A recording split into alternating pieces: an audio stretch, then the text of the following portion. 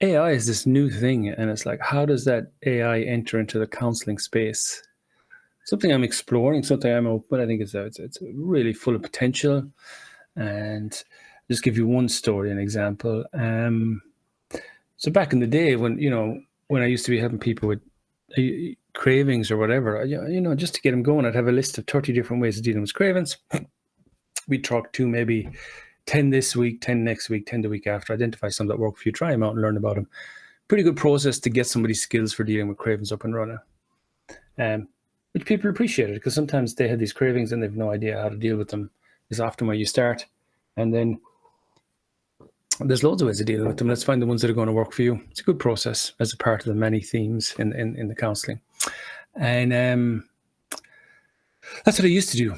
And I was in this session one time with a guy, and I didn't have the sheet with me, I think I just got tired of them. I just stopped using them. We just would talk it through, because I'm always, when something's working, oftentimes I'm interested. Okay, that works really well.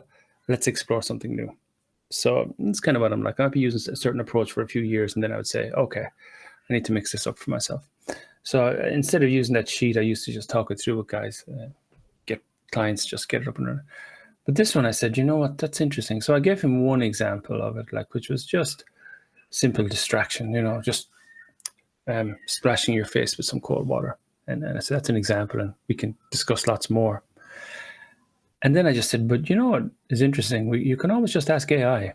And ask, are you familiar with AI? And I said, yeah, he was, Use it to solve all kinds of problems. You can use it for your recovery as well. I said, for example, you could just describe your situation a little bit and then say, give me 10 tips for managing my cravings. And the AI will give you those 10 tips. And there might be 3 of them that you really like. And you could ask the AI, could you please expand a bit on tips 2 and 3? And then you say, could you please maybe give me a plan how I make that a part of my day, or so. Or you can just have this ongoing conversation, and it can be, you can come back to it again tomorrow and talk about how that worked out and what worked and that. So that was a way of me showing the client, encouraging them to use AI instead of me having to give them a bunch of lists and talk it through with them.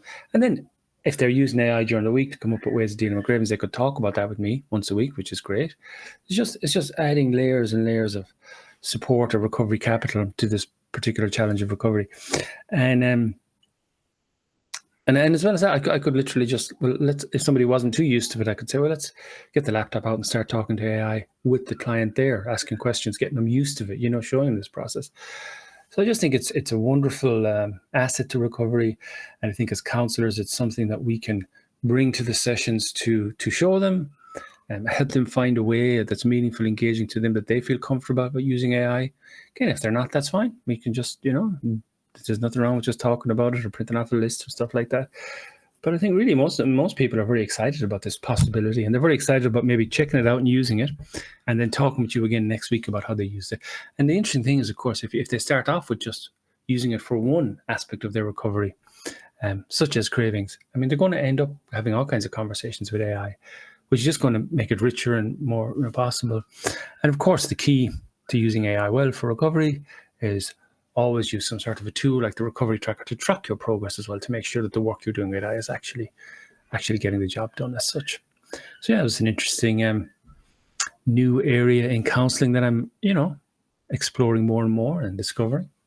So yeah.